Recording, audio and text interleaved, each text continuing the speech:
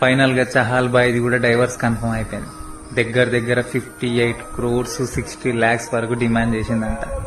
నీ అమ్మ పెళ్లిళ్ళ నీ బిజినెస్ చేసి పడేసారు కదా. మంచిగా డబ్బున్న బిజినెస్ మ్యాన్లని, బడా బాపులని, గవర్నమెంట్ ఎంప్లాయీలని పటాయించాలా, పెళ్లి చేసుకోవాలి. ఒక 2-3 years కాగానే సమ్ రీజన్ చెప్పాలా. మంచిగా భరణం కింది కోట్లు దెంగిపోయి లైఫ్ని సెట్ చేసేసుకుంటారు. కష్టపడి ఒళ్ళంకి సంపాదించుకున్నాడు కాదు అన్నట్టుగా. ఆల్రెడీ సెట్ అయిన వాడిని సెట్ చేసుకొని సంపాదించుకొని తర్వాత ఇంకొకరిని చూసుకోవాలి. అట్లా అయిపోయారు. ఒక శిఖర్ ధవన్, ఒక షమ్మి, ఒక హార్దిక్ పాండ్యా, ఒక దినేష్ కార్తిక్, ఇప్పుడు చహాల్.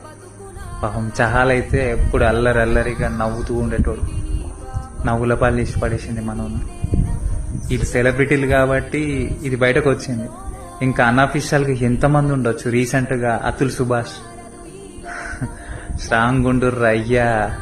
ఎవరు ఎప్పుడు తన్నేసిపోతారో వదిలేసిపోతారో చెప్పలేం. చహాల్ బాయ్ నువ్వు మాత్రం స్ట్రాంగ్ ఉండు. నువ్వు ఐపీఎల్లా నీ సత్తా ఏందో చూపియు. మళ్ళీ నువ్వు ఫామ్లకు రావాలా.